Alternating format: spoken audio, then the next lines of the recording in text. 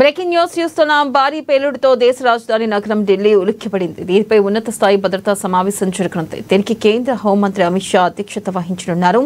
కర్తవ్య భవన్ లో జరగనున్న ఈ భేటీలో హోంశాఖ కార్యదర్శి Govind Mohan, intelligence bureau director Tapan Kumar, Delhi police commissioner Satish Golcha, జాతీయ దర్యాప్తు సంస్థ డైరెక్టర్ జనరల్ సదానంద్ వసంత్ పాల్గొనున్నారు. ఇక Jammu Kashmir director general of police Nalin Prabhat virtual గా హాజరు కానున్నారు.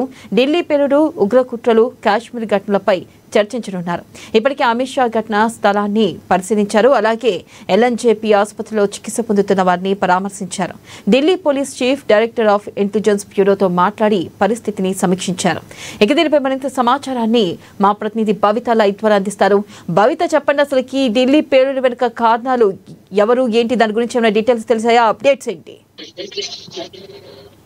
2011 లో జరిగినటువంటి బాంబ్ బ్లాస్ట్ తర్వాత మరొకసారి దేశ రాజధాని ఉలిక్కి పడిందని చెప్పుకోవాలి. నిన్న జరిగినటువంటి సంఘటన ఒక్కసారిగా అందరినీ ఉలిక్కి పడేలా చేసింది. దేశ రాజధానితో పాటు ఇప్పటికే మెట్రిక్లలో కట్టుదిట్టం చేసినట్టు పరిస్థితి కనబడుతుంది. అయితే నిన్న దాదాపుగా ఢిల్లీలో బాంబ్ బ్లాస్ట్ జరిగింది. 6 గంటల అంటే దాదాపు 7 గంటల ప్రాంతంలో 6 గంటల 50 నిమిషాల ప్రాంతంలో ఈ బాంబ్ బ్లాస్ట్ జరిగింది. అయితే ఈ బాంబ్ బ్లాస్ట్ కు సంబంధించి 15 గంటలు పూర్తవుతున్నటువంటి సమయంలో ఇప్పటికే పూర్తి స్థాయిలో అక్కడ ఉన్నటువంటి దర్యాప్తు అయితే స్పీడప్ చేసిరని చెప్పాలి. అయితే నిన్నటి నుంచి కూడా అక్కడ దర్యాప్తు సంస్థలను కూడా దాదాపుగా ఎఫ్ఎస్ఎల్ తో పాటు ఎన్ఐఏ ఇలా దర్యాప్తు సంస్థలని కూడా అక్కడ ప్రాథమికంగా కూడా అక్కడ ఉన్నటువంటి అన్నిటిని కూడా సేకరిస్తున్నటువంటి సందర్భం కనబడుతుంది. ఇప్పటికే మరి కాసేపట్లో హోం శాఖ మంత్రిగా ఉన్నటువంటి అమిత్ షా కూడా మరొక సమావేశం నిర్వహించబోతున్నారు. అయితే నిన్ననే ఇప్పటికే అయితే బాంబ్ బ్లాస్ట్ జరిగిన దగ్గర అక్కడ ఉన్నటువంటి పరిస్థితులన్నిటిని కూడా సమీక్షించారు. అక్కడ బాంబ్ బ్లాస్ట్ ఎలా జరిగింది, అక్కడ ఉన్నటువంటి అక్కడ ఎలా బాంబ్ జరగడానికి గల ముందు పరిస్థితులు ఏంటి, జరిగిన తర్వాత ఉన్నటువంటి పరిస్థితులు ఏంటి, అయితే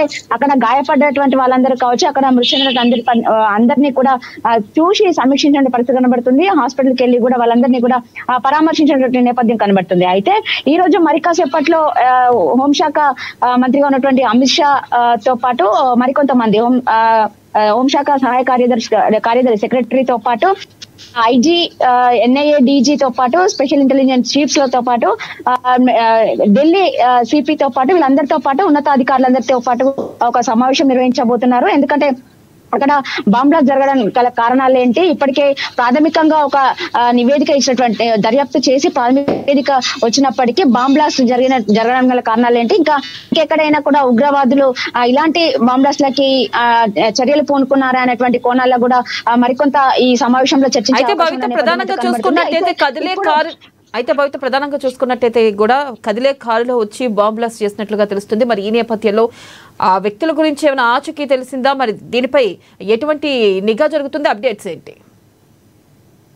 ఇప్పటికే ఈ బాంబ్ బ్లాస్ట్ కి సంబంధించి 3 రాష్ట్రాలకు కూడా లింకప్ ఉందని చెప్పేసి కూడా ఇప్పుడే ప్రాథమికంగా గుర్తించిన నేపథ్యం కనబడుతుంది. అయితే I-20 కారులో ఈ బాంబ్ బ్లాస్ట్ జరిగిందని చెప్పేసి కూడా ప్రాథమికంగా తెలిసినప్పటికీ అయితే ఈ కారులో అప్పుడు ఉన్నటువంటి వ్యక్తులు ఎవరని మాత్రం ఇప్పటికీ ఇంకా ఒక కొలిక్కి రాలేదు. అయితే ఇప్పటికే ఆ కారు I-20 కారు ఏదైతే ఉందో అది హర్యానాకు చెందినటువంటి వాళ్ళ పేరు పైన కూడా తరీఫ్ ఖాన్ పేరు పైన రిజిస్ట్రేషన్ ఉన్నట్టుగా కూడా గుర్తించారు. ఇప్పటికే పోలీసులు వాళ్ళని ప్రాథమికంగా అయితే ముందస్తుగా అరెస్ట్ చేశారు. అయితే అతని దగ్గర నుంచి కూడా అమీర్ అనే పేరు మీద ఉమ్మర్ అనే వ్యక్తి ఈ యొక్క కారును కొనుగోలు చేస్తారని చెప్పి ఇప్పటికే వాళ్ళు ఇన్ఫర్మేషన్ ఇచ్చినటువంటి నేపథ్యంలో ఆ కారులో I-20 కారులో బాంబ్ బ్లాస్ట్ జరిగినప్పుడు కొన్నారా ఇంకెవరైనా చెప్పేసి ఇప్పటికి ఇంపుల్స్ తెచ్చి ఇప్పటికే ఎఫ్ఎస్ఎల్ టీం కూడా వాళ్ళ యొక్క టెస్టులు చేసిన నేపథ్యం కనబడుతుంది. మరికొద్ది సేపట్లో కూడా ఎఫ్ఎస్ఎల్ టీం ఒక ప్రాథమిక అంటే డిఎన్ఏకి సంబంధించినటువంటి టెస్ట్ యొక్క పరీక్షలు నిర్వహించిన తర్వాత ఒక అప్డేట్ ఒక నివేదిక ఇచ్చేటువంటి నేపథ్యం కనబడుతుంది. మరికొద్ది సేపట్లో మాత్రం అందులో ఉన్నది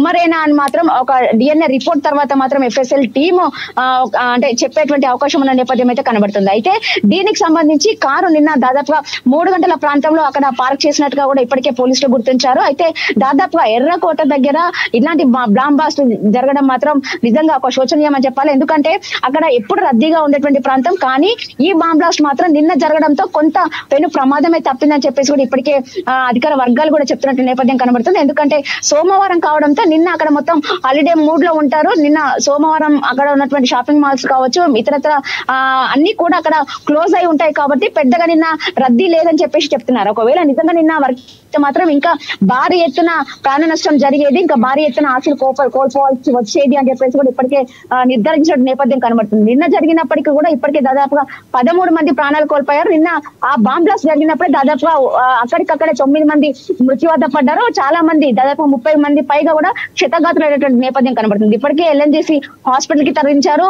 మరికొంతమంది పరిస్థితి కూడా విషమంగా ఉందని చెప్తున్నారు. నిన్న అప్పటికప్పుడు 9 మంది ప్రాణాలు కోల్పోయిన తర్వాత కూడా ఈ రోజు ఉదయానికి మరొక నలుగురు కూడా ప్రాణాలు కోల్పోయినట్టు పరిస్థితి కనబడుతుంది. ఇప్పటికీ 13 మంది ప్రాణాలు కోల్పోయారు. అయితే ఏదైతే గత కొంతకాలంగా అమర్ రషీద్ మీరా కావచ్చు వాళ్ళ దగ్గర నుంచి కూడా ఏదైతే IED శాంపిల్స్ వాళ్ళ దగ్గర నుంచి కూడా తీసుకొని వాళ్ళను విచారించిన నేపథ్యంలో ఇప్పటికే బాంబ్ బ్లాస్ట్ జరిగిన దగ్గర కూడా ఒక ప్రాథమిక విచారణకు వచ్చినటువంటి నేపథ్యంలో అక్కడ అమ్మోనియం నైట్రేట్ శాంపిల్స్ కూడా వాళ్ళు గుర్తించినట్టుగా FSL టీం గుర్తించినట్టుగా కూడా తెలుస్తుంది. ఇప్పటికే వాళ్ళ దగ్గర నుంచి కూడా 2900 kgల అమ్మోనియం నైట్రేట్ స్వాధీనం చేసుకున్నారని చెప్పేసి ఇప్పటికే అధికార వర్గాలు చెప్పినట్టు నేపథ్యం కనబడుతుంది. అయితే అక్కడ బాంబ్ బ్లాస్ట్ జరిగినప్పుడు మాత్రం ఎలాంటి పదార్థాలు ఉపయోగించారో అమ్మోనియం నైట్రేట్ కాకుండా ఇంకేమైనా ఉపయోగించారో, ఎందుకు ఈ బాంబ్ బ్లాస్ట్ చేయాల్సి వచ్చిందని చెప్పేసి కూడా ఇప్పటికే మరికొంత విచారణ జరుపుతున్నటువంటి నేపథ్యం కనబడుతుంది. కానీ మొదటగా మాత్రం ఒక ఆత్మాహుతి దాడి కింద అంటే ప్రాథమికంగా కూడా ఒక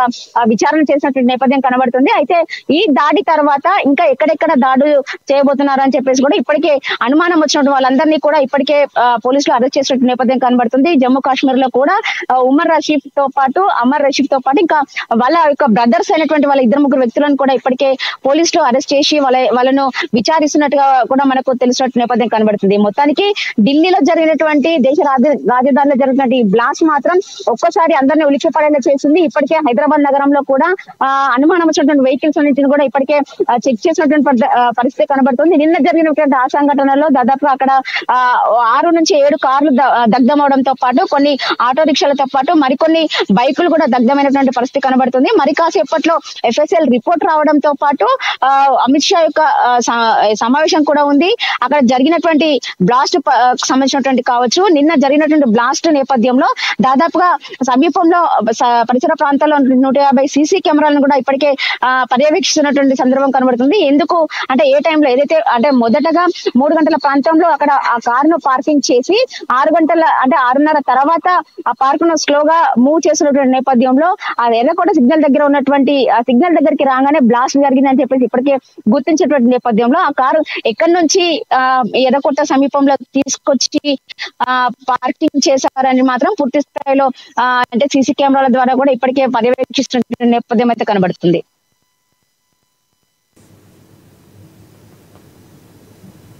రైట్, థ్యాంక్ యూ భవిత.